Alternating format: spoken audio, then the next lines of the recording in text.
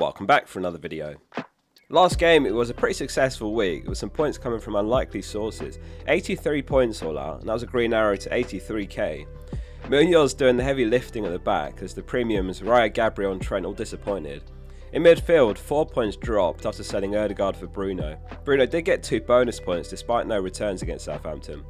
Well played if he had Ahmad for the hat-trick. 20 points coming in those final 10 minutes. What a way to end the game week if you had him. I've seen some 100+ point game week scores, which is unbelievably good. Gordon delivered again. Palmer captain providing some nice gains as well over Salah.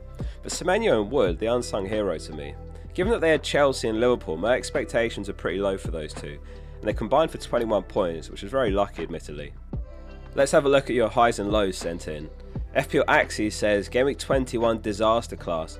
I dropped 242,000 places from 142k to 384k, 37 points all out, blanks from Raya, Gabriel, Kirkes, Salah captain, Mbumo, Jimenez, Haaland and Strand Larsen. It's a nice team, I'm very unlucky to only get 37. This next one's probably one of the most outrageous ones we've ever had sent in. Liam says, masterclass benching decision, Ahmad transfer in as well. He benched Salah, Trent and Raya and he got a 100-point game week and he topped that off with the Ahmad transfer in for 20 points. Well played. Is benching Salah last game week crazy or is he a mad genius? Lincoln Louis had a bench nightmare with Pickford, Ahmad, Guehi and Rodgers benched. That's 39 points on the bench, ouch. Last one, Ineos says, how about a -8 to bring in Ahmad and captain him? 115 points all out, including 40 coming from Ahmad. Well played. So let's move on to my team for Game Week 22 and transfer plans this week. In goal it's Raya, who plays home again, hosting Villa. I'm dreading this one a bit after Villa derailed Arsenal's title race in the same fixture last season, winning 2-0. Nonetheless, Arsenal are second on the clean sheet odds, given a 43% chance. It's Forest unsurprisingly top for Game Week 22, with a 47% chance against Southampton.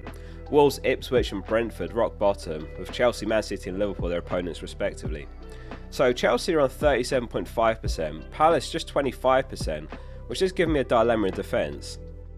My back three is Trent, Gabriel and Munoz. So the dilemma is playing the defender with the worst clean sheet odds, but far more attacking in Munoz, or I just start Colwell and back the clean sheet. I mean, Fulham are no pushovers. West Ham put 3 past them last game week, despite no Fulkrug and Bowen. Immediate impact from Potter in his first league game.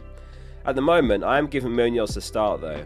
And being a right wing back, on paper beneficial here. Emerson's not as good defensively as Wan-Bissaka on the other side. Jota is a doubt for the Brentford game, which is a shame because I feel like he suits Trent better as a target man. He's so good in the air despite not being the tallest player. In fact, he did just score off a corner with his first touch last match. It does look good for Gakpo and Diaz minutes though, if you've got either of those, if Jota misses out of course. Brentford have conceded 64 crosses down Trent's side over the last 6 game weeks, which ranks second worst of all teams.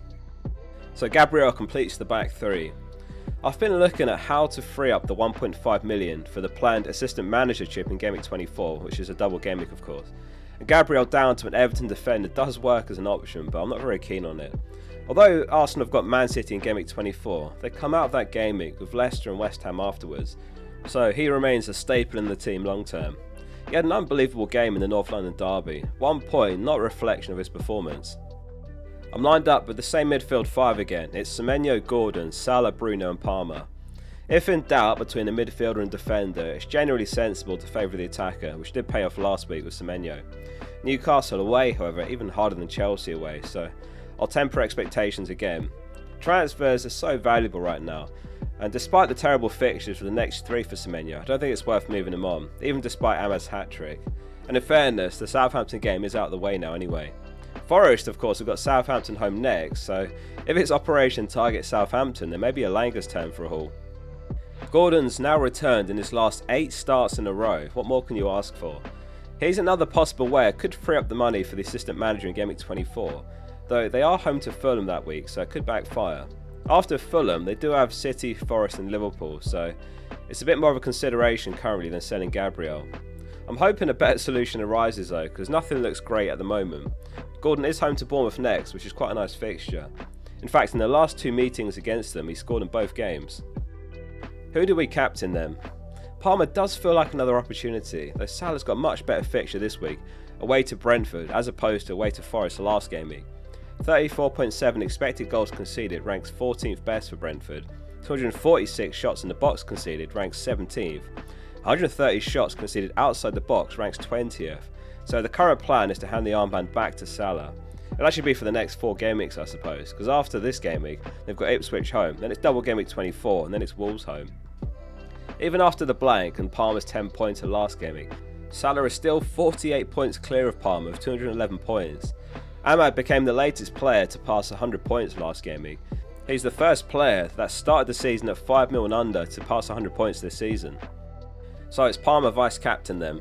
It's probably going to be the same situation as last week where Palmer, Salah and Isak all exceeding 100% effective ownership, so you're going to want whoever you don't captain to blank, as they'll be costing you rank for every point they get. Haaland, Salah, Palmer and Isak were all captained by over 1 million managers last game week. Haaland of course not as highly owned as the others, but since I don't have him, he's actually more of a rank threat. He does have Ipswich next as well. Lastly, Bruno, who's home to Brighton. They need to seriously step up their performance levels from that Southampton game. Southampton honestly looked the better team for the majority of the game, and it kind of fell apart for them at the end. I couldn't quite believe how bad Man United looked in the first 45 minutes, against the worst team in Premier League history after 20 games, and the same again after 21 games now, just 6 points. Up front, it's a killer duo this week, it's Wood and Isak. I've even seen Wood touted as a captain's shout, given it is Southampton home. I do think I'd still rather Palmer, Salah and Isak personally, but it's someone that I'm at least very happy to have in my team as his popularity grows. Looking at the goal scorer odds for a minute, Haaland's top this week with 53% chance against Ipswich, and then it's Isak, and then it's Salah, and then it's Palmer. Just 2% separating Salah and Palmer though, which really shows what a coin toss it is this week. Wood's on a 38.5% chance of scoring according to the markets. Everything's going right for Newcastle lately. Gordon's returned in 8 consecutive starts, goals or assists, and Isak scored in 8 consecutive games, the 4th player ever to do so after Van Nistelrooy, Sturridge and Vardy. 11 goals and 3 assists in his last 8. I've just stuck a captain poll up on my channel, so do get your votes in on that after you've watched this. I'm really interested to see what the spread looks like this week between Isak, Palmer and Salah. So onto the bench, which is Fabianski, Colwill, Strand Larson and Greaves. So I'm benching Colwill for Munoz currently, as mentioned earlier. I'm going to chase the upside of Munoz. A less likely clean sheet admittedly, but likely to get an attack in return at least. So as far as transfer plans, the only possible area that really could change the team is Semenyo this week. I can afford Ahmad in one move, but as I said, the Southampton game is gone and he's not going to bag a hat-trick every week. Don't get me wrong, he's still an amazing pick, but the plan this week is to roll the transfer.